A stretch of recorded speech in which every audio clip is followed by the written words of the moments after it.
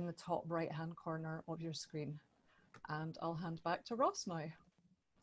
Brilliant, thank you very much. So the first speaker we're going to hear from is Brian Hills from the Data Lab. So Brian is Deputy Chief Exec and now Head of Service Design.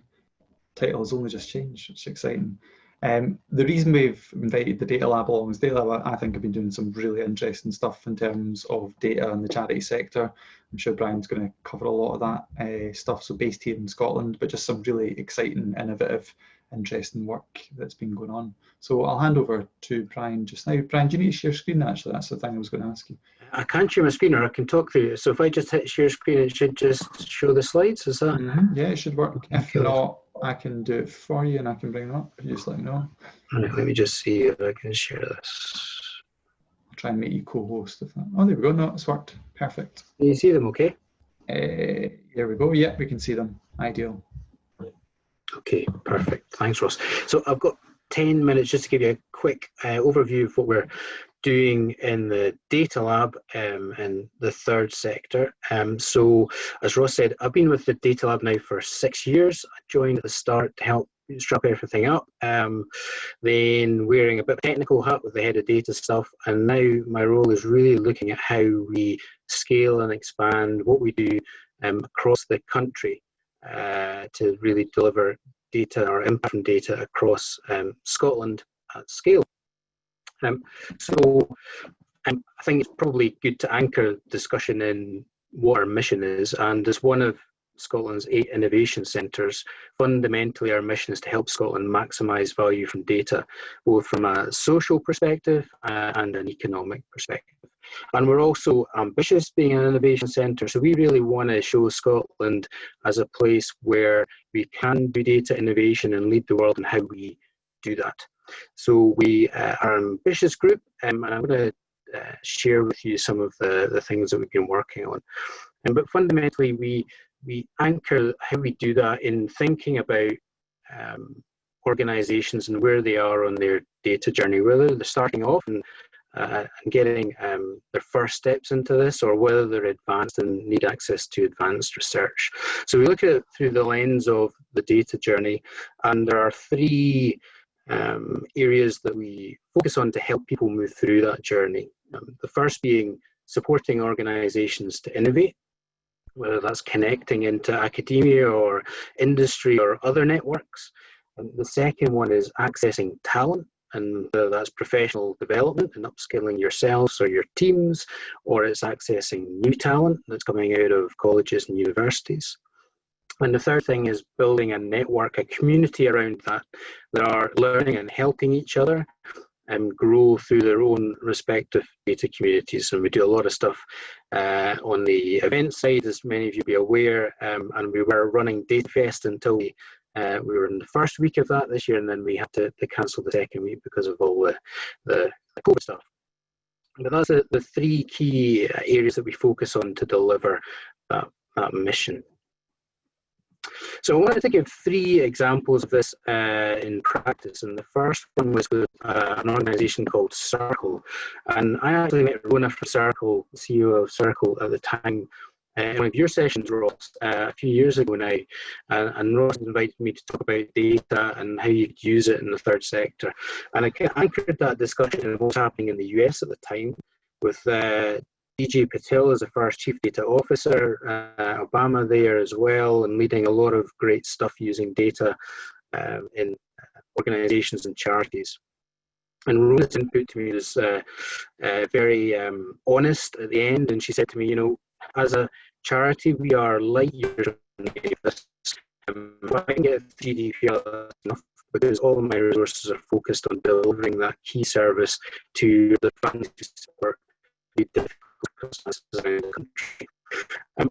And we engaged in a project with them, and fundamentally we turned that statement through to being instrumental in helping them unlock data to understand how their services impact their community. And the way we did that essentially was really by listening to them and understanding what their challenges were as an organisation and where data could help them understand what they were doing more. And really for them it was understanding all the interventions they make as a service, how do we measure that and demonstrate to funders and policymakers that we are actually making impact with the families that we work with? And through that engagement, we were able to do that. And I have a link at the end. I'll post it on here onto the Zoom afterwards on a detailed case study of what we did in that specific example. Fundamentally, it comes down to really understanding the challenges for your organisation are from the organisational objectives, and then understanding if there's a way that data could help drive those organisational objectives. A lot of organisations get stuck because they come up, we have some data, let's see what it can do for us. But for us, what we've learned is it really needs to be rooted in the challenge that you're trying to address as an organisation. Second example is the Data Collaborative, or Data for Children Collaborative with UNICEF. So this came from one of our international journeys where we met UNICEF. Cory is instrumental in launching this collaborative in Edinburgh. So it was launched by a data lab with the Scottish Government, UNICEF, the Data Driven Innovation Programme at Edinburgh as well. And fundamentally that is using, it's using data to improve outcomes for children. It's anchored in Scotland, so then working with UNICEF to see if we can amplify that worldwide. The reason that I've put this in here is because this week we've launched a thing called Impact Collaborations, where we're setting challenges for the local Scottish community to come together to share data, share domain experience, share analytical experience and research experience to tackle some of the main challenges for children in Scotland and around the world. And as a third sector community, I know that many of you work with families and children, and absolutely would encourage you to get in touch on this one. Again, I'll post the links out. So the first challenge that we've launched is really about trying to understand the socio and economic impact of COVID on children in Scotland, and then scaling that out globally. And the example that I talked about previously in Circle might be a really good input to that, but I know many of you will be working in areas that might involve children as well and would like to participate. So we're encouraging as many organisations as possible to come forward and discuss that. And that will form an ongoing programme of challenges that we're going to launch over the next few months. And then the third and final one was really about skills development. So that's a couple of projects, and I guess from Rona's input those years ago and from others that I speak to, you know, the feedback is it's really hard to access data talent because these people are being trained in masters or degrees, and then they go and work in really high paid jobs and they're really inaccessible. And I think what we're seeing is a change in that, to be honest, and I wanted to share some of that with you. So this example is of a lady called Debbie Maltman, and she used to work for a large financial company. She took redundancy and she was looking to train up in something else and was really interested in data. So she took one of our master's scholarships, and we run 155 of these, sponsor 155 students every year at Stirling University. And as part of that, we're trying to get those students involved with organisations around Scotland and encourage them to stay in the country and take employment. And Debbie's placement was with Volunteer Scotland, and looking at matching the supply, understanding supply and demand on the Volunteer Scotland platform. So how do you improve the volunteer rates, and how do you benchmark where they are right now and understand who's applying for what and who's browsing what? So Debbie's project was really successful. She was awarded Placement of the Year with Volunteer Scotland, and then after that she was offered and took a permanent analysis role with Volunteer Scotland. So I really wanted to share this because what we're seeing through the master's students that we sponsor is a large number of those are actually mature students, and they're motivated not necessarily by the money side, but they've got causes that they're really interested in, want to learn new skill sets to help others as well. We see a lot that really want to go in healthcare, that are inspired by particular areas of healthcare, but people that want to help the wider community. So I'm sure Giselle later on will talk about the data science for good movement and the pro bono stuff as well, which is fantastic. But we're also seeing now people who want to work in third sector and health organisations specifically as well. So if that's of interest as well, happy to share more details on that in this call, or post other things that might be useful to you as well. I think just ending up 10 minutes on that, we do a lot of skill stuff that's just really accessible. So free online learning, and particular leadership learning as well, which is free online, and a bunch of MOOCs that are maybe a bit more technical. And we also do face-to-face leadership training as well. So there's a few things that can be tapped into. And again, anything particular that's of interest, happy to give more detail in the chat, or please link to me. So I will post these on the chat shortly, but this is a link to everything that I've talked about if you need some more in-depth information on it. And after this, if it's useful to you, please feel free to reach out on my email address, and I'll point you to somebody who can help. That's brilliant. Thanks so much for that. 10 minutes, Ross. That's been great. So I've put your slides. I put a link to your slides in the chat, and I've put all the kind of links that you've mentioned. So things like the Circle case study, the kind of data for children collaborative. So there's loads of stuff in there. Siobhan's just put a link to the master's program that's available via the Data Lab as well. So there's tons of good resources on the Data Lab site. So I'd encourage everyone to go and have a wee look at that. As I mentioned before, if you've got any questions for Brian, specifically about the stuff that he's spoken about and some of the case studies, maybe how you can access some of the support that the Data Lab's got, do ping it in the chat, and we'll pick that up once we've heard from the three speakers. So I think one of the key things, if I can, sorry Ross, is just to mention what I didn't mention, just to make absolutely clear, we don't see this as a Data Lab thing. It's really about catalysing the community to collaborate. Yeah. So we don't want to own loads of stuff. It's who's the right person in the network, or who's the right organisation to work with to help do the stuff that we want to do. So we're only 32 people, right? We're not going to solve that mission on our own. So key to it is partnering with organisations that can help us achieve that scale. And absolutely open to collaborating to help to do that. And that's why, for example, a lot of the stuff SCVO and the Data King guys are doing on this area, we'll help input too, but if they're running it, that's absolutely fine, because that's the stuff they're good at, and we're delighted they're doing that. Brilliant. Yeah, absolutely. Yeah. A big thumbs up there from Maddie about that as a principal. That's what we like to hear in the charity sector. Cool. Okay. Thank you. The next speaker we're going to hear from is Steve MacLaughlin. So if you've been to any of my kind of digital leadership sessions, and like I co-facilitate those with Maddie, you'll have heard me whittering on about Steve's book, Data Driven Nonprofits. So in my mind, it's the best plain English book specifically written for the charity sector to help you get your head around data. So I'm sure Steve will put a link to that in the slides. A lot of the data specific books have a very broad range of examples. So lots of them will have charity examples in them, but it's kind of shoehorned in with very corporate stuff in the public sector. Steve's book is probably one of the few that's aimed at that kind of non-profit sector.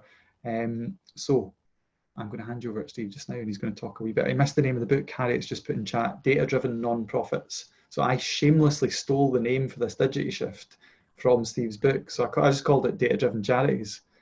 Like, that's the laziest title ever, isn't it? It's all good. There we go. It's all good. Cool. Right. I'll hand over to you just now, Steve. Appreciate it. So thanks, Ross, and thanks for the invitation. Sort of an interesting twist. About 4 years ago this week, I was in the west of Scotland finishing the 85,000 words that are in the book. Went away on a wee bit of holiday with the family and hunkered down for the last week of the holiday to finish writing and editing. And for the past 4 years, I've been trying to see if some of the ideas and thoughts and charities that I interviewed and talked with, what's happened since then. Worth noting, there's two charities in particular from Scotland in the book, SCVO in Glasgow and Worldwide Cancer Research in St. Andrews, that are featured in the book is studies of how to use data. And maybe I'll just start sort of at the beginning, which is, why did I want to write a book about data? And the reality is I didn't want to write a book about data. I had a lot of questions about data, in part because I am not originally designed to be good at data. I have never been very good at mathematics. I recently taught my 5-year-old basic addition and subtraction during homeschooling, so I'm pretty good at the basics, but anything complex I was never really good at. But I knew I had to get better at it, and so I wanted to understand more about statistics and mathematics. Not that I would ever do a regression analysis, not that I would ever be doing some of my own deep data science work, but I knew that it was powerful, and I knew that there were a lot of really amazing things you could do with it, but I had to understand it. And I needed to sort of take the perspective of data from a non-data person perspective. And I think that's true for a lot of us in the not-for-profit sector. We come from very different backgrounds. And for many of us, data, statistics, analysis isn't our thing. And I think it's important, though, that it doesn't have to be your thing for you to value it and to appreciate it in a lot of ways. And I think a good place to start is just thinking about data this way, which is that data is the raw material for value. If we want to try and improve our programs, if we want to improve our services, we want to improve how we engage in the community, how we do more good, if you will, then data can often be the raw material for that value we want to create. Now, sometimes it's buried deep in the ground, hard to get to, hard to find, hard to understand. That's okay. But if we can start to think of it as the raw material for value, it's a good place to start. I'll give you a perfectly good example. My name, MacLaughlin, perfectly well understood in Scotland and spelled correctly in Scotland. You might imagine that in the States, not so much. And yet, what happens when you spell a donor's name wrong? Doesn't matter. When you spell a supporter's name wrong, does it actually matter? Turns out it does. Some research that we did at Blackbaud several years ago, we looked at misspellings in donors' names and what was the downstream impact? What was the value or loss of value of that? And what we found was that when you misspell a donor's name, it costs you about 10% in retention and about 12% in uplift. Now, not saying that causation is correlation, that that's the only reason they stopped giving or the only reason they stopped giving more, but probably a good sign that if you have a supporter who's to your organization and you consistently misspell their last name, they might not feel like you care about them too much. And so for years, we would have probably argued around a table or a board meeting about, well, what's the big deal? Like misspellings, yeah, it happens, we're not perfect. What are we going to do? But now that you know that misspelling a supporter's name costs you 10% in retention and 12% in additional giving, you might actually do something about it. You might actually want to cause some change there. And one of the reasons why that change doesn't happen in charities is, one, we don't understand what the value of the data is because maybe we're not comfortable with the data, where the data is sometimes messy, or we're unsure about making the right conclusions. Another thing that happens in charities and corporations all the time with data is that oftentimes we're battling the hippo, the highest paid person's opinion, right? And the one thing I've found over the years is one of the best defenses you have against the hippo, the highest paid person's opinion, is data, right? We want to do this event this year and we want to increase attendance at that event by 15%. 15%, why 15%? Well, the hippo wants 15%. We've never increased attendance by 15%. The best we've ever done is 5.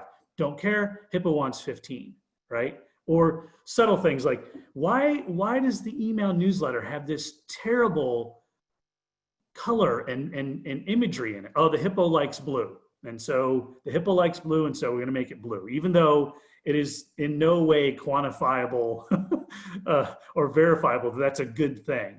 And what I found, though, is if you have data, if you have evidence, you can use that. In that case of, well, we want to improve event participation by 15%, or we want to improve regular giving by 10%. Well, we have some data.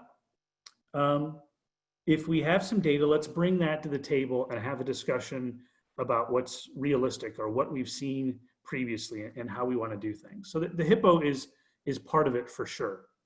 The other big thing though that I found, and this will be surprising because I've spent nearly my whole career in the technology space, is that you can have amazing technology, you can have great data, you can have smart and talented people, you have all those things, and ultimately it's not enough to be data driven. One of the truths about being data driven is a lot of it is about culture, organizational culture.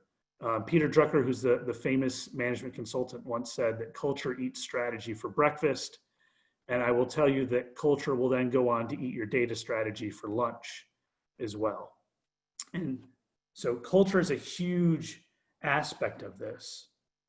And one of the things I found in the book is that there is some good news, which is there's this concept which is called equifinality. This is our Scrabble double letter score word of the day, equifinality. Equifinality is a fancy way for saying there's more than one way to get to the same destination. And what I found in the course of the book is that there's not just one type of culture that allows you to be successful at using data, that there's at least 8, or in some cases 9 different types of culture. Sometimes it's a culture of sharing. At your organization, you're very comfortable sharing data, sharing information. Some of you may be listening to me going, yeah, that's not our culture. We don't share. We live in our silo. Okay, that's okay. There may be a culture of champions where it's not just the head of the organization or the board telling you to be more data driven, but literally everyone from all levels of the organization who are champions for data. That's a different type of culture, right? There's a culture for change. Great example in the book from Worldwide Cancer Research in St. Andrews, where they have a culture of change. They're constantly changing. In fact, they changed their name a few years ago. They're not afraid of change. And so you can have these different culture types, which is good. And those culture types enable you to find your way to being more data driven. And so I think it's important that the data is amazing. The technology is amazing. We could talk about AI and machine learning and that all day long, really fascinating stuff. But ultimately, a lot of this is about people and culture and about habits and what do you do every single day and what do you do with your peers and your colleagues every single day to be just a wee bit more data driven every single day. And I found that may be the underlying secret, if there is one, to being more effective at this, which is every day, can we use a little bit more data in our decision making? Can we make sense of the data that we're using? And that can be a really powerful force for change. Brilliant. Thanks so much, Steve. We'll put a link to the book again in the chat. I think some of the stuff that's in the book, particularly which I like, is if your charity traditionally doesn't have any form of data analysis or making decisions based around data, it has just some really simple small actions that you can take and really simple things that you can try and get that buy-in from people. And one of the things which we said over the last few years with the digital leadership program is where you've got that HIPPO and you've maybe got a board where there's no form of data analysis going on whatsoever, is if you can make a small incremental change to a form of fundraising, that can often be your gateway to getting those decisions around more of the service delivery stuff. If you can prove that you've managed to get a 7% uplift in sign-ups for that 10K event that you run every year that's stagnated over the last 5 years, and data has helped you drive some of that uplift, it's much, much easier to allow data to underpin other decisions in the organisation as well. So really think about how does fundraising become that gateway to making other decisions based around data. I don't know if there's anything you want to add to that, Steve, just about that notion of kind of small changes. I think it's a great point. There's a story from World Wildlife Fund in the book, and talked to John Schwash there about how they started to use more data, and he tells several stories of what you just alluded to, Ross, which is, where do you start? Seems very overwhelming. And I think the secret is, with a bit of advice from John at World Wildlife Fund is start with something that's big enough that people care about, but not so big that everyone cares about, right? Find the Goldilocks problem. Because if it's a small problem that no one cares about, then no one's going to care about it. You could be wildly successful and be like, well, who cares? So what? Who cares? And the other end of the spectrum you want to avoid is don't say we're gonna form the Council of Elders and we're gonna take on this big, massive problem within the organization. Don't do that. Don't do that either. Find something that's big enough that people would care about, but not so big that everyone would care about, and then time box yourself. Give yourself 30 days, give yourself 60 days, maybe give yourself 90 days, but no more than 90 days to go do some work, go do some research and say, in 30 days, we're gonna come back with some analysis and some recommendations and some next steps. And if you do that, you keep doing that and repeating that cycle, before you know it, you can take the training wheels off and you'll be doing it on your own and you don't need to baby step it. But that's probably another great piece of advice. Don't, take a small chunk, get success, repeat. Take another small chunk, repeat, success, repeat, repeat, repeat. Yeah, brilliant advice. Thanks, Steve. Just another quick one actually just sprung to mind was, and there's a write-up on the blog which we'll try and dig out the links from Citizens Advice, where they were having a lot of quandaries about content and how they deliver the right content to people, and a lot of the content they deliver is absolutely critical. So if you're in a charity and you've just furloughed a bunch of staff and you're trying to get advice, or your electricity has just been cut off in your house because your provider's done it and you don't know what your legal rights are, that information that sits in that Citizens Advice UK site is totally critical. And what they started to do was a really simple thing where they used Google Analytics alongside a kind of customer satisfaction tool called Hotjar. And they basically were asking a really simple kind of thumbs up, thumbs down. Is the information on this page helpful in terms of the situation you found yourself in today? Yes or no? And people can answer really quickly. They then marry that up with the Google Analytics data, and that allows them to prioritize the content that's going to be the focus on the site. So there's, I can't remember how many tens of thousands of pages of content there are. What Citizens Advice don't have the resource to do is constantly update them all the time. Through that tool, they can figure out, here's a page on the site that through this week, because there's been a change in legislation, is now the 7th most traffic volume page on the site, but it's actually 40% of the respondents tell us that the information on it isn't useful in their life. That becomes a priority page. And so they rank content on the site using that really simple performance metric. So again, just what Steve was saying is like, start with a really small problem. So you've got a mountain of resource in terms of content, but you've only got 4 members of staff who can update it. How would you wade through that stuff to deliver something that's going to be really user focused, rather than just constantly trying to update all that stuff all the time? Siobhan's just put a link to the advice data tool, which is quite interesting. Okay, cool. Right, I'm going to hand you over to Giselle now. So Giselle is the Executive Director of DataKind, and as Brian spoke about, DataKind have been doing some really interesting stuff around data science within the third sector in the UK, and working with government alongside that. So I'll hand over to Giselle just now. Thanks, Russ. Hi all. It's lovely to be here. Lovely to see some familiar faces and names on the participant list. So hi all. Good to hear from Brian. Data Lab has a special place in my heart because of the amazing things you do, but also because it was the last place I was out in public. So we were at DataFest doing a charity workshop with John at SCVO, and that was my last sojourn just before lockdown. So fond memories, and wonderful to hear from Steve as well about kind of culture and where do you start. I'm going to be touching on those a little bit as well during my my 10 minutes. I'm just going to set a timer actually. So why am I here? So I help charities to use data. I have worked in the social sector and government for a while. Last time I was in government, Labour were there, so it must have been a while. I currently lead DataKind UK. We're a capacity builder for the social sector, so we help charities use, well, actually charities and social enterprises and public sector bodies as well, but I'll be focusing on charities today, to use data to transform their impact. Pretty much all our services are free, as we're supported from grants, mostly from trusts and foundations. We've got lots of different types of support delivered in partnership by our staff team, and on this call is Nicole and Dulcie. So you've got 75% of DataKind staff team right here. So delivered in partnership with staff and volunteers. So we have a big community of data scientists from industry who give their time pro bono to support projects.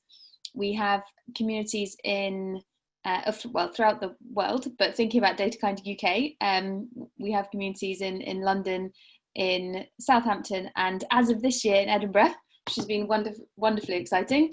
Actually, no, as of the end of last year. And one of the things we do is to deliver a drop-in service, so a free 1 hour come and talk to a data expert, whatever your troubles may be, service that is in, or pre-COVID was in London and Edinburgh in person and then online. The Edinburgh version is delivered in partnership with SCVO. That's still running online, and hopefully we'll be able to pick up in person again, in not too far future. So that's a bit about us. I'm not going to talk loads about DataKind and all the different programs we offer, because if you're interested, I'd definitely point you to our website to go have a look and see if we can help. But I thought I'd just focus on a few more practical tips today from what we've learned working with charities big and small across the UK to help them use data a bit more effectively. So I'm going to focus on my 3 top tips, because everyone loves a bit of a list. Before I jump into these 3 top tips, I want to level set a little bit. A lot of the organisations that come to us have a few things in common. So they're not sure where to start. It's just data. It's just a big thing, and you don't know quite how to nibble away at it. Often don't have loads of resources to do all this stuff. Often nervous about using data because of the bad press it gets. And lastly, often feel they're miles behind. And all these things are truly felt by most of the organisations that walk through our doors. But I want to pick on that last one, that organisations think they're miles behind. Just to say it's probably not the case. So most organisations are using data less well than they could be. And that's not most social sector organisations, that's most organisations. We have because of our network of data scientists in industry, we have very strong links to the sector, and I talk to a lot of the kind of CDO, chief data officer types, who have exactly the same conundrums and questions that a lot of social sector organisations have, the difference being that one has a little bit more resource often to throw at it than the other. So don't, try if you can to kind of shed the concern that you're miles behind other organisations within and outside of your sector. You're probably not, and that's true. So we've worked with the Oxfams and Citizens Advices and shelters and Anthony Nolan's and street leagues of this world. Big charities who really pack a punch and are doing great work with data now. But that's with our help and kind of other nudges along the way. It's also true of little organisations, the small food banks and women's centres and community centres that I won't bother naming because you probably won't recognise them. That often those big and small organisations have very similar problems, and it's not necessarily the big ones who can do the job necessarily better with data than the smaller ones. So, having said it doesn't matter who you are, let's talk at least about some things that hopefully everyone can do and kind of take away from this session. So my first tip for everyone is to forget about data. So I think if we were, in a lot of cases, if we were thinking about a kind of professional technique, we wouldn't highlight that professional technique above the aims and challenges of our organisation. But sometimes we do with data. And I think that's a bit of a mistake. I'd say instead of kind of thinking about data as this thing that sits in parallel or aside from your main cause and concerns, think instead about what you need. So what as a person, what would make your day better? What would make your department get on target or serve the people you're trying to serve a little bit more effectively? And once you've got that challenge in mind, or that list of challenges, you can go through and pick the ones which would be helped by a data-informed approach, because it won't be all of them. Some, yeah, I'd sympathise with the people that are stuck with the hippos. Sometimes problems aren't data driven. They might be a kind of strategic question which sits about decisions in direction which can't be helped by data, or at least not the data you might have collected already. So sometimes they can't be data informed, and really having that list and collating those challenges so you can better understand which ones you can attack with data is really a good first step. Once you've done that, it might be that you can test some assumptions that you've put down, that you can help humans deliver better services, because that's often what data-driven processes do, or it might be that you just get more insight on activities and make better decisions down the line. So that's number one, forget about data. My number two is very much sympathising with Steve's Goldilocks approach. Don't worry about doing it all, and don't worry about doing it all at once. So something that a lot of organisations that come to us have in mind is data strategy. So it's not, it's a question of, right, how do we get the organisation doing what we want? What's a kind of org-wide approach to data?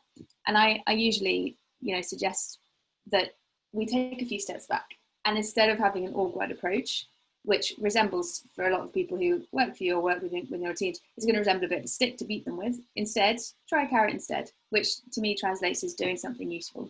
So think back to those challenges we just talked about in the first point. What of those challenges can you respond to with some fairly quick kind of data interrogation or data analysis? When you've shown that something useful can come of this data stuff, then it's likely you'll get more buy-in from powers that be and kind of operational people as well across the organisation, and then you can go in and try and push some more organisation-wide change. So to summarise, number one, forget the data, and number two, do something useful. Don't do everything at once. And my last point, my number three, is worry about people first and platforms later. Actually, I don't want to increase anyone's worry. I'm going to rephrase that. Think about people first and platforms later. Don't worry about anything. It's all fine. So the reason I say this is, we get a lot of organisations come to us who say, right, what should I buy? I've finally got someone to give me some budget to install some new wonderful platform, and this one looks really shiny and this other one looks even shinier. What should I get? And I'll often say, okay, let's again perhaps take a step back here. And first, look around you and look at the assets you already have. Because it's yes, we don't have loads of resources. We're not swimming in people. And if your organisation's anything like mine, you have far too much to do and you're a bit stressed and a bit busy. But a new platform is unlikely to save you from any of that. So I'd say first, look around, look at the people you have around you and see if there's latent talent and latent interest and latent skills there. So firstly, using basic tools, so people who are good at basic tools, things like pivot tables and Excel or Google Sheets can get you a lot of the way. I'm not saying it will solve all your problems, but it's a hell of a good start. And often people will come talking about how AI is going to transform their organization and leave very happy because they can do pivot tables, and that's okay. So kind of think about how to ensure people are kind of power users for those basic tools, and or not even that basic, for those accessible tools. And the second point is around basically the nature of how people learn good data work. I often talk about data science because it's how essentially our community labels itself. Data science is doing flashy things with data. It's nothing more kind of elusive than that. How people get to data science is a really varied path. It's a lot of learning on the job. It's a lot of turning yourself from an analyst maybe into data science over time. It's switching from reporting to being hypothesis driven, for example. It's a lot of small changes that people can learn along the way, and particularly people kind of my age and older would have. Oh, that's my timer saying 10 minutes. I'm just going to go on a little bit longer. People my age and older would have come to it askance from different professions and different skill sets. So see if you can develop those same skill sets in your organisation. People can get very far on things like Google Sheets, Excel, etc.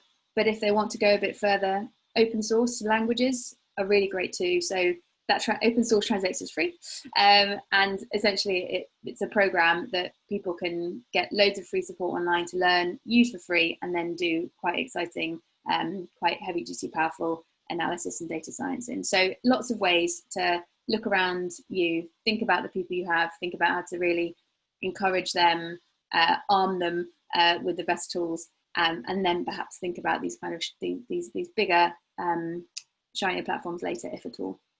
So that's to summarize: to forget about data, don't worry about getting it all right at once, and then think about people first.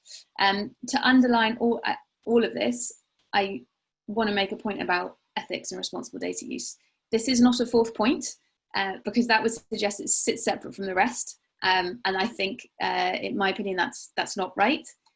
Responsible data use is one bubble, and it's a bubble that should underpin all the other decisions you're making as you go about thinking about data use. The law is a baseline, so don't be lawful, yes, but do not stop there. Think about what the repercussions might be of using data in new ways. Actually, for a lot of organisations, probably a good idea to think about the repercussions of using data in the ways you're using it as well. And this isn't it's not rocket science. I think people think about kind of ethics, responsible data use, and assume it's quite tricky. To be honest, it's probably all in your head. All those answers are already in your head and in the minds of the people you work around. It's just a case of having some time to think about those repercussions, to perhaps talk with your users or the other people your organisation interacts with. Lots of free tools to do that. I can point you to some of them after this in the Q&A or afterwards if you get in touch. And they can really kind of provide a good frame for your thinking. So that's my 3 points plus my foundation. To wrap up, a few kind of thoughts to leave you with. So firstly, you're not alone. A lot of organisations are in a similar position. There's loads of support on offer, loads of free support like DataKind. I mean, you've heard from Brian from Data Lab. There's loads of other capacity builders who can help in terms of thinking about data, but also thinking separately about digital. And of course, those two things go hand in hand. You've got SCVO here. If you do want to drop in to get some expertise from us, we run our office hours that I mentioned. It's that drop-in session with SCVO. It's every month. Just give us a bell and we'll line you up with a session. And then my last little shout out, my cheeky shout out while I've got a platform, is that we are running the Data for Good conference. So if anyone remembers or was part of this in 2018, we had an inaugural Data for Good conference. We're doing it again in spring of next year. So if you are interested in getting involved in any way, whether it's just you want to be kept up to date or whether actually you want to join the collaborative partnership of 15 or so organisations who are making it happen, then please get in touch with me or SCVO, or I see Pauline on this call as well, and we can all kind of guide you in the right direction. Amazing, thank you, Giselle. You're the only speaker that's ever had a timer. This is I should encourage all of them to do this, because we've had people who have gone 3 times over their allotted slot and I'm just too polite to tell them to shut up. So it's good that you had an actual timer. That's amazing. Timer that's the most data science thing ever, is that you had a timer. I like it, it's good. Brian's just put a link as well to the Future Learn course, which Data Lab behind. It's Craig Patterson that does that one, isn't it, Brian? Yeah. So that's a really good course. So there's loads of good feedback actually from people who have been on that. I actually spoke to Craig recently and he said that he was on a train, this was before lockdown, and someone recognised him on a train from his online video course. That is celebrity status for you. So there you go. That's how popular his data course is. Okay, so I'm going to open up for questions just now. So if you want to ask a question, you can either put your finger up. There's usually, I don't know if everyone's got it, but usually in the reactions there is a hand up icon. For some reason today it only seems to be a clap or a thumbs up. So put a thumbs up and I'll pick you if you're not on video as well. So does anyone want to ask a question for Brian, Steve or Giselle? We don't need to take them in any specific order. Anyone want to jump in? This is where I have to look through the 3 screens to see if there's anyone else. Okay. Oh, there we go. Amy, do you want to, oh no, raise hands as in participants. Thanks, Amy. Thanks for that. I should really have known that. Okay. Did any questions, Siobhan or Maddie, come in via the chat? I noticed there was one, I can't remember who asked it, but someone was asking about platforms. So I think Giselle made a really good point that don't rush to choose your platform first. And I think this thing that I keep saying to people is being a data-driven non-profit is not a procurement process. And I think there's a real danger that's where we start, is like a board goes, we need a CRM. Why do we need CRM? Well, these other charities that look like us have got a CRM. What one do we need? I don't know. Someone on the board's heard of Dynamics. So now Microsoft Dynamics is suddenly thrown into the mix and you put a tender together. And that's just where you're at. So that is the data culture for your charity, is a couple of people on a board to go, let's allocate an arbitrary sum of money to purchase a CRM, and that's your relationship with data. And I guess I'd be interested to know from Steve, Brian and Giselle, do you have any thoughts on the best ways that people can avoid that? Because Siobhan and I and Maddie and I see this over and over. This is what happens in organisations. Is someone plucks a kind of tool out of thin air and plucks an arbitrary amount of money out of thin air, and then the procurement process begins.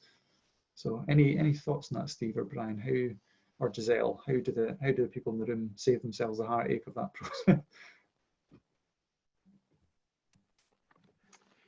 Maybe they could give examples of where that hasn't worked in the past. Cool. Because there's been enough failures. Yeah. And then actually in your network of people you know have been through that experience, actually get them to share that with the board. Yeah. And advocate the way that you want to drive it, I think. Yeah, that's really good advice. Evidence from others, I think, is quite an important piece. Yeah. Steve, are you going to come in there as well? Yeah, I think there's a tendency as humans to want to start with a tool, right? Yeah. You know, I need a hammer, I need a spanner.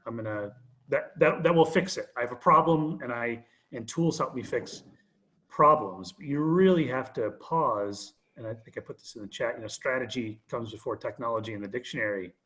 And that's probably a good order, right? What do we want to do? What do we want to achieve? What are we trying to accomplish? Get really clear on that. And that can help you decide what's a tool we need to use, or we may already have, or it may just be, we just need to get better at the use of data and information in meetings. And so the tool may be PowerPoint or Google Slides or something else, but isn't a Hadoop cluster running in AWS. So, you know, start with what's the problem you're trying to solve, what's the strategy, and then guide your way towards the tools. Yeah, that's good advice. Giselle? One thing I quite like, the organisations we work with do as a bit of thought exercise, is just take data out of the equation. So if you were, so say you're thinking about if I don't know, if a program works, like, okay, how would I understand if a program works? Well, I'd ask people after the end of the program, okay, but would you do it when you were in the room, so that does that mean they're swaying their answer? No, okay, I'd do it 10 minutes after, right? Okay, and how would you link that? Or would you need to link that data up to the individual, or does it only matter that you've linked that data up to the course you're doing? So it's kind of like forget what we have for a second. What would we do? You know, if we were just doing this for the first time, what would we do? What would we need to know? How do we need to know? And how would I collect that as a human? You know, what point would I go in with my my pinboard, what are they called? My clipboard, and my biro, and ask people what, and then try and map that out a little bit, write that down. I appreciate that could be quite tough. So again, get support for that if you need it. And at that point, step back and look at if there's anything, if any of that process looks particularly tricky to you. I've seen organizations do amazing things with Google Sheets. I've actually much more than I ever thought they could do with Google Sheets. It was my eyes being opened rather than the other way around.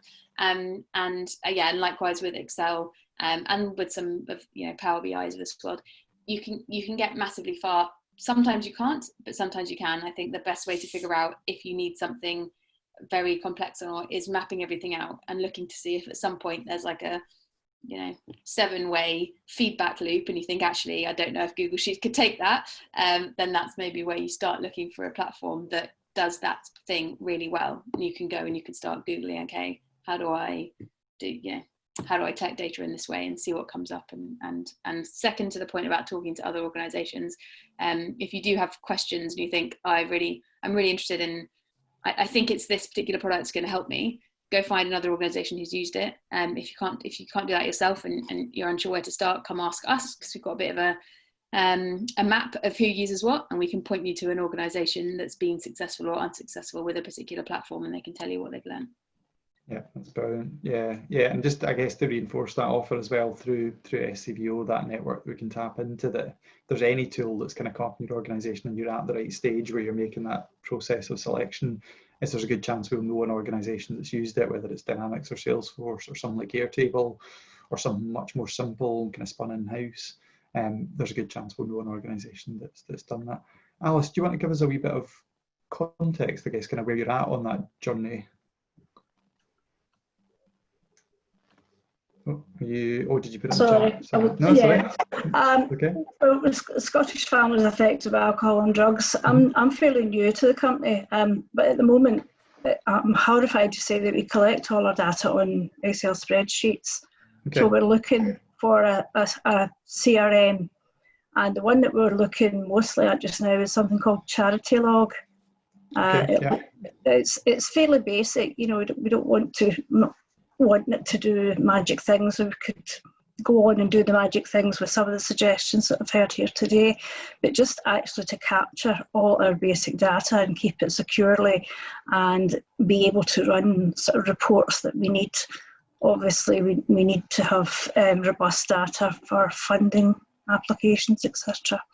So we're just at the very start of looking for something that's more professionally built than a set of spreadsheets or an Access database. And I just really wondered, what people were using. Okay.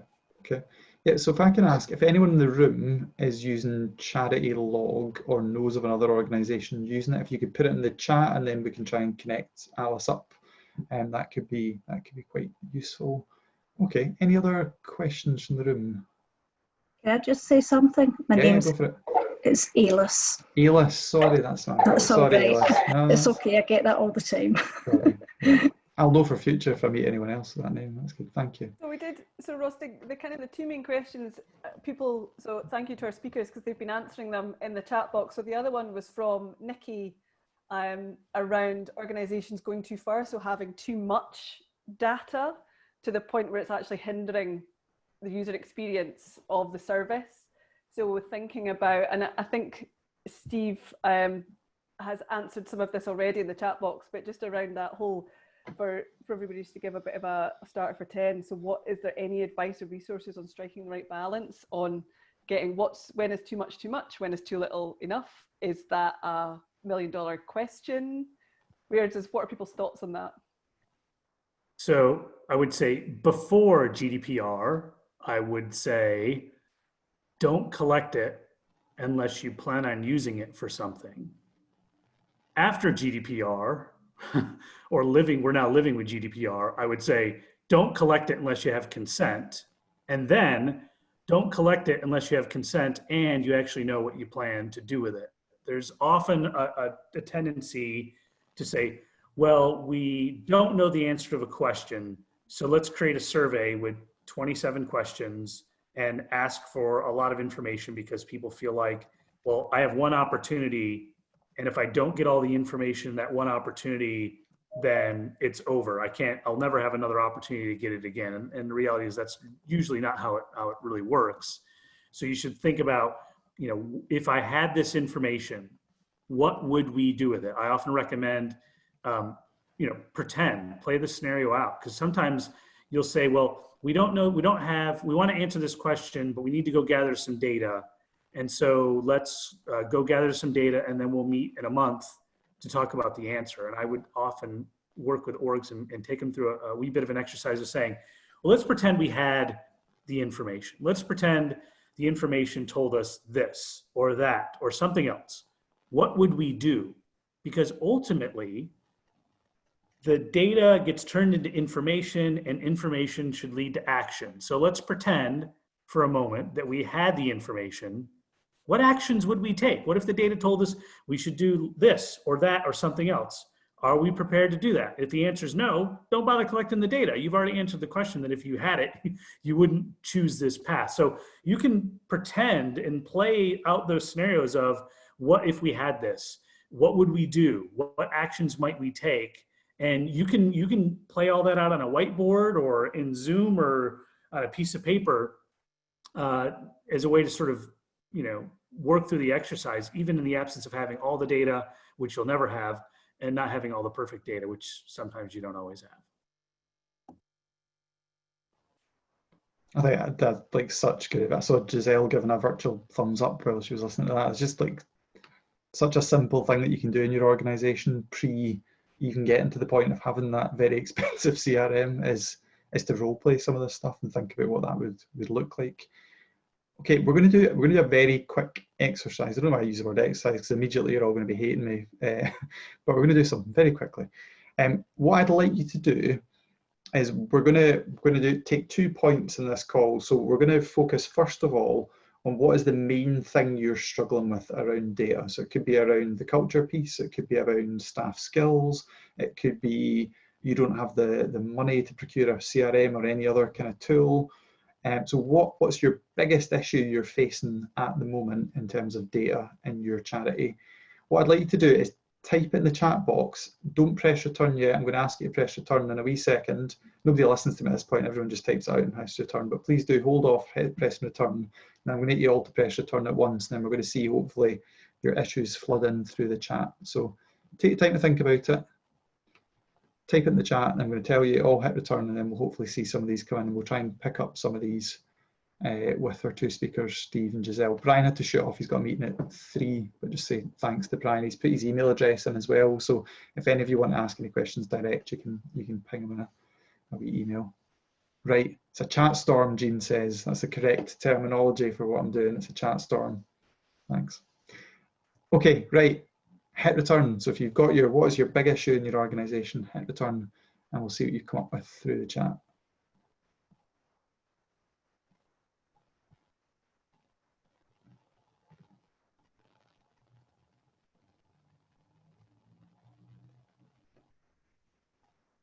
Oh my God, so many good things in there. Right.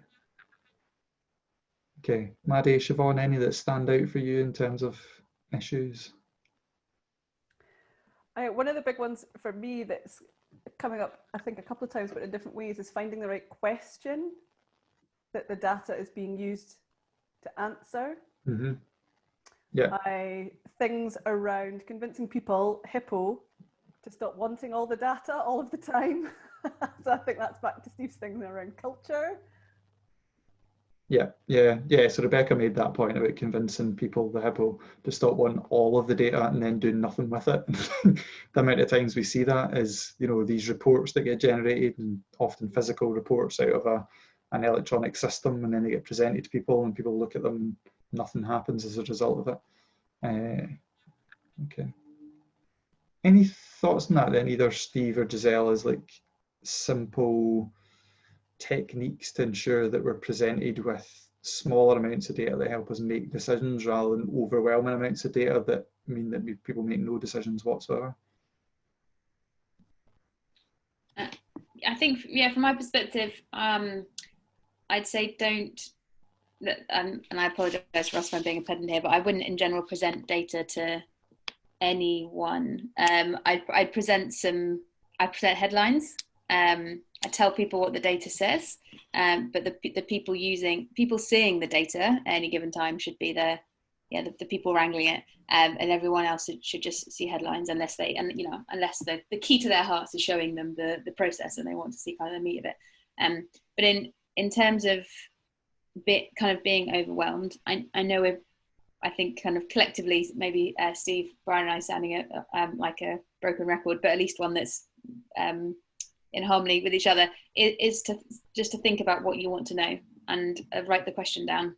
And then if you write the question down, your data, I promise, your data will feel less overwhelming, because say you write a question that's is our inner city project working for young people? So suddenly now the data you need is age, location, project outcome, or however you kind of measure outcomes for your project. Yeah. And you can get it down. You can say, okay, so where does that data live, and is the data live in the same place? Do we need to join it up? Do we need to worry about data from multiple years? Do we need to worry about data from multiple programs? And is the data wrong? Do we need to worry about data quality? So all those things will fall out when you've got that headline question. That's brilliant. Yeah, I completely agree with Giselle. There's this, in most cases, you should never, present raw data to anyone. What you want to present them with is information, right? Which is some refinement of the data, right? Data gets refined and filtered into information. But I think about think of the meetings we have and now all the virtual meetings we have, and just think about how we deal with the presentation of information, right? Oftentimes people will come into a meeting and they'll put a bunch of charts and slides up and they'll say, does anyone have any questions? And the room, and now the Zoom meeting is very, very quiet because some people have questions but are afraid to ask them. Some people don't understand what's being presented, and so they don't have any questions, versus an approach of saying, okay, I'd like to talk you through some latest information that we have. On this chart, what this chart is showing is X, and the Y-axis is this, and the Z-axis is this, and talk through it. Almost use, you're telling a story, and the data just happens to be a prop or a character in that story. But there's a tendency of like, just in these settings, to just throw up a chart and assume that everyone knows how to interpret it or what it means or what's in there. And I think if you start to do that, you'll also notice you'll pay a lot more attention to, did I label things correctly? Did I use larger font sizes? You'll also find things like, boy, turns out the pie chart is a really bad way to present most data, right? So things like that you'll just get better at the more you use it as a storytelling device, as information to convey. And if you could get better at that, what I would sort of call getting better at data literacy, right? Understanding data, understanding information, how to present it, how to understand it, we'd all be a lot better off. And that doesn't require a lot of fancy tools. It's just a bit of practice. Yeah, absolutely. Yeah, there's a really good question I thought actually from Neil McKinnon asking about identifying standardized performance indicators and how to benchmark. Neil, do you want to give us a wee bit of context? Is that specifically in terms of, like, say, fundraising, or is it service delivery, or just be good to know a wee bit of background there? Do you want me to unmute you, Neil? And there you go. Yeah, it's okay. It's just more about dealing with this from a very basic level and working through everything you do, and kind of looking at seeing where everybody works, what they're doing, what all the information is. Yeah. And how do you amass that into something that can maybe tells that story, basically. Okay. Yeah, absolutely. Yeah. Any thoughts on that, Giselle or Steve? So that notion of performance indicators and benchmarking against similar organizations or sector-specific organizations? I mean, most of my experiences is with benchmarking on the fundraising side, but I found it to be a very powerful tool, because once you understand absolute performance, how are we doing, then you quickly get bored and want to know, well, how are we doing compared to others? And then when you want to understand is relative performance. So, I use the example, Usain Bolt is really, really fast, but you don't really know how fast he is until you compare him to every other sprinter on the track. And so benchmarking lets you understand, okay, how are we doing relative to other charities and other organizations? And certainly on the fundraising side, there can be a tendency to sort of create way too many KPIs and benchmarks. But for me, if there was only if I was in a charity and working with fundraising staff, there would be only 3 metrics that I would want to know immediately that would help me understand what's happening. That would be first year donor retention rate, multi-year donor retention rate, and revenue per donor. And if you gave me those 3 numbers over a period of time, I could tell a lot about what's happening in the organization. It's almost like if you look in the cockpit of an airplane, there's a lot of dials and gauges and screens. There's a lot going on, but at the end of the day, the pilots only really care about airspeed and altitude. Landing gear eventually, but airspeed and altitude are the 2 things they absolutely have to have to fly a plane safely. And in charity, at least the fundraising side, I would want to know first year donor retention rate, multi-year donor retention rate, revenue per donor. Then I'd have a lot of more questions, but if I had those 3 things, I could compare them to other charities of similar sizes, similar missions, geographies, and you can make a lot of recommendations based on that. So love benchmarks. Brilliant, thanks, Steve. Giselle, any thoughts on the benchmarking question? Yeah, I suppose the first one would be to be careful, I suppose. So it's a very popular thing to want to do, and it's, which has always strikes me as quite interesting, being that charities also, well, every charity I've either worked for or now kind of speak to, is that a sense of uniqueness in what the charity does, and a difficulty of kind of comparing their service and their outcomes with other charities, and yet at the same time this kind of keenness to benchmark. So for that reason, I guess I'd say be careful. I think probably easier with fundraising, as Steve said, because that's, you know, a pound is a pound. For outcomes and how people are affected, definitely do your best to kind of understand the history of other data sets you're using if you are comparing to other data sets, because it might be that your outcomes are someone staying in work for 6 months and you're comparing it to data that measures if people stay in work for 3 months, and suddenly you look like you're doing a terrible job when you're not. So and actually on that point, there's at the moment a bit of a drive to get better at sharing our data within the sector, which doesn't mean sharing individual level data and breaching privacy, etc., but more trying to have things like shared data standards, so we can say to, for example, government, when everything's falling apart, we're all going into lockdown and we need a bit of money, saying actually this is what the sector does, this is our impact. And I think there's been COVID has sharpened the realization that it's very hard for us to do that, because the data we collect is also different and our outcomes tend to be also different. So I'd say if you are interested in the idea of kind of data collectives and being able to put your data together with others, not only to benchmark but also to show kind of collective impact of sectors and subsectors, etc., then again, either get in touch or have a Google of the Catalyst, who are currently kind of incubating this idea. Data Kinds of Signatory, I think SCVO also is. Yeah, got some nod from Maddie, I think. And get in touch. I think ultimately we'd be. Oh, someone's put the link in. Thank you. Ultimately, we'll be incredibly much more informed as individual organisations if we can meaningfully compare with others. But we can, and we'll also be able to make a stronger case for kind of our existence and the impact of our work. But we'll also be much better able to do things like benchmark and compare and contrast services and Yeah, and if you look at actually, so things like 360 Given, so the kind of funding sector's already started on this journey, so trying to pull together the data from across the biggest funders in the UK, and I can't remember how many funders they've got signed up to that now, but I think pretty much every major to small given body in the UK is now signed up to 360 Given, so I'll put a link to that in there. I think personally, data scientists are the biggest missed job type for membership bodies in the UK.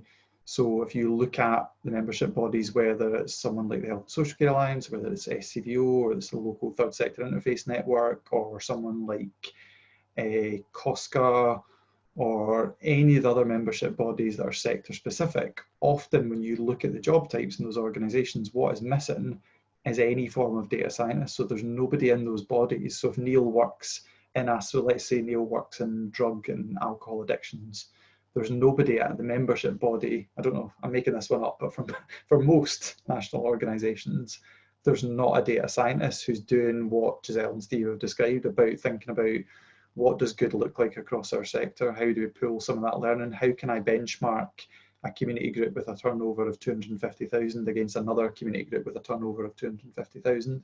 And for me, and that's why the work that the Catalyst are doing at the moment, that's the biggest missed trick, is there's loads of policy people and comms people, but there's not enough data scientists doing any of this work. And actually, how on earth can Neil compare his service to another service if there's nobody at that national level that's able to pull that stuff together and make sense of it? What I would say is, whether you like it or not, having sat in lots of grants committees, So for like Foundation Scotland, Comet Belief, benchmarking is happening at a grants committee level, whether you like it or not. Now, often it's not happened very robustly, but someone on that grants committee is sitting there going, right, Neil's just put an application in. This is what his application looks like and how much it costs. This is how many people Neil's told me he can support and what the outcomes are likely to be based on their past work. But actually, we funded a project similar to that in the other end of Scotland, and actually we think he should be delivering 2 times as much of that. We're not going to fund him. So some of the decisions that are being made at a grants committee level are basically benchmarking. They're often a very haphazard, not very polished, not very well thought out benchmarking, but that benchmarking is going on. So just keeping that in mind when you're thinking about how do we use data to present arguments to funders and try to convince funders that there's merit in the work that we're doing. It's really important. Pauline's just putting a post there about 360 Giving. So there's now 149 funders signed up for 360 Giving. She's put a link to the Open Data Camp in the chat as well. Probably got time for another couple of questions. Anyone want to jump in, ask a question on the video? Any takers? So it's just not me just talking all the time. If nobody's got one, some of the other ones that were coming through the chat, Ross, were about my words would be data with holes in it. Okay. So things around where do you start with that? What do you do with it? How do you know it's got holes in it? Those kind of questions, I suppose. Wow, okay. Giselle or Steve, any thoughts on that one? So basically, have you got messy data, I guess, is the question. So you've got a lot of data, but it's a mess. And where do you begin with that? Yeah, I can almost guarantee you've got messy data. It's always messy. It's never the beautiful, neat things we want it to be. I'd say this is, I don't think, to be honest, there is a shortcut to this other than to put work in like QA, so like quality assuring the work you get to. And that's easier if you've got a data specialist on your team. They will do that as part of their job before they tell you their kind of their answer to a particular question. They'd have done that QA. One warning sign I'd say is if someone's perhaps not kind of quite understanding the messiness of the data is if they think that there's one source of truth. So if someone says no, that this is the answer to that question, that this is a statement of fact, I'd usually push back on that and say no, it's a statement of what that particular data set collected in that particular way, analysed in that particular way, is telling you. If the data being collected differently, if it being analysed differently, perhaps collected at a different time, analysed with a different technique, it would say something different. So you kind of understand that there's inherent subjectivity in even something as seemingly kind of heartless and objective as data use in data science. In terms of messy data, I guess the rule of thumb I'd say there is just understand that the wisdom you can get from your data is in proportion to its messiness. It's always going to be messy, but if it's a little bit messy, you can probably draw a bunch of stuff from it. And if it's less messy, that doesn't mean it's useless. It just means you might have to understand that your margin of error has gone up considerably, and what you think your data says might not be right. It can be useful still to analyze that data because it will help you understand what questions you want answered. Like if you've asked your data 3 questions, you've got 3 answers back and you don't think they're any good, but it's made you realize that you actually don't care about the answer to at least one of those questions, or actually you're asking a totally wrong one, then you can go and revise both your data collection to reduce the messiness and also the questions you ask of the data. One bit I would caveat is if you are doing particularly flashy stuff, so where organizations using forms of like AI, like machine learning, where you're essentially setting up a computer to make a decision for you based on the data set, that's when messy data can be the most dangerous, because you're taking basically the more you take the human out of the loop and ask the machine to do more and more of the work for you, the more those errors are going to potentially have a kind of scaled negative effect on the people you're seeking to serve. Yeah, this has just totally put me in mind of a book that I read, and I have the memory like a sieve and I can't remember the bloody name of the book. It's about data. It's exactly what you just described, Giselle. So it's particularly about kind of court processes and data used as decision making. What's the book? It's a woman who wrote the book. That's really terrible. Someone help me here. I'll find the name of the book and I'll send it out to everyone afterwards. Anyway, but it's really useful just in terms of conceptualizing what Giselle's just spoken about that danger of messy data and using that as your only way of making decisions in your organization. Yeah, and part of it too is, the Oh. data it doesn't get messy on accident. I mean, I think about, think about the back garden right now. If you let it go for weeks or months, it's gonna be full of weeds and thistles and dandelions and things you don't want. And that first time you go out and try and weed the garden and get it back into good shape, it takes all weekend. Can't believe it. But if you actually stay on top of it every day or every other day, or at least every weekend, it doesn't get overrun. And that's like your own data, right? Lots of organizations struggle because they've let it go, or the person who had the job before them let it go and they've inherited this really messy garden. Yes, it will take a while to get it cleaned up. But if you then stay on top of it, maintaining it, managing it is actually a lot easier. And that's the challenge. It can seem really daunting right now. What do we do? It's a real mess. But if you put that initial time into it, just like the back garden, eventually you'll look out the back window one day and go, wow, it looks really beautiful out there. We did a really good job. I'm glad I put that time and effort in. Easier said than done, but data isn't too different than the back garden. Yeah, that's a really good analogy. And actually, I think it was Ali's team at SCVO when you guys had Salesforce installed first of all, and they kind of gamified the process. So Maddie's looking at you. I don't know if that was a good process or not, but anyway, so you could collect, basically you got badges. It was nice. Yeah, it was good. Okay. You got badges in Salesforce depending on how clean the data was, and there was various other elements and aspects of that. We could gamify good data going into a system and actually had a kind of leaderboard, and it was a much nicer way of doing it rather than just going through a very dictatorial form of training, and then it's just kind of left to hope that over a course of time it will be nice data that's going into the system. But the garden analogy is a good one. Right, we're going to finish up on some positive. So someone nudged me to remind me it was Hannah Fry was the book, which is Hello World, I think the book's called. So we put a link in to the chat, so you'll be able to get that in there. Right, so we're going to finish on a positive. So I can't remember the term you used, Jean, because immediately mine's gone blank.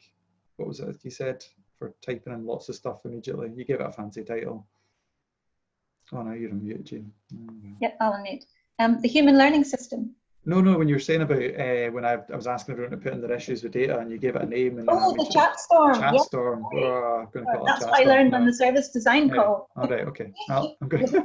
So we're going to have another chat storm, but this time for what is working well in terms of data in your organization. So I'd like everyone just take a few seconds just to reflect on, even if it's something small, where have there been data successes in your organization? Type it in the chat and I'll tell everyone to press return, and then we'll have the chat storm. That's what will happen. Okay.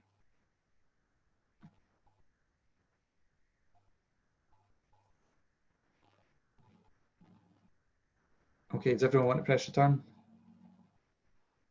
Oh, loads of stuff coming in.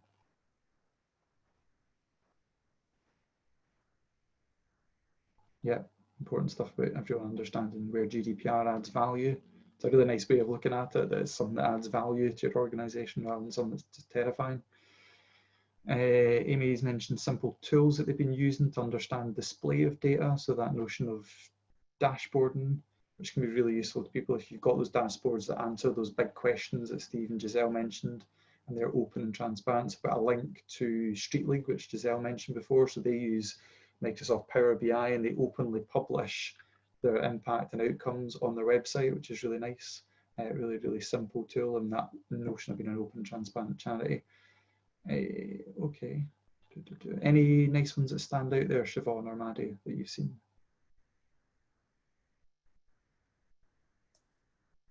I'm loving that it's helping with volunteer inductions. That was something that I kind of wanted to pick up on. We've talked a lot about messy data, but we also need to remember how we interpret our data and how easily it can be to misinterpret. So I would just kind of advise that everyone talks about their data as much as possible to get as many opinions as possible. So a couple of recent examples: the charity I worked with had a big problem with volunteer drop-off, and the chief exec kept hammering into people, like, why are we losing volunteers? What's the problem? And actually the purpose of the charity was to get people into work, and the reason we were losing volunteers was they were getting jobs. So that was a positive thing, not a negative thing. And another negative thing that often comes up is the bounce rate on websites. So people immediately think that that's a bad thing, that people have left their website, but it could also mean that someone's found the information that they needed and they've left your page. So it can also be a good thing. So it's just always to kind of recognize how you interpret your data and give that some thought, as well as cleaning up the messiness of the data. Yeah, really good points. Rebecca's just written in chat in massive capitals, OMG, yes, bounce rate.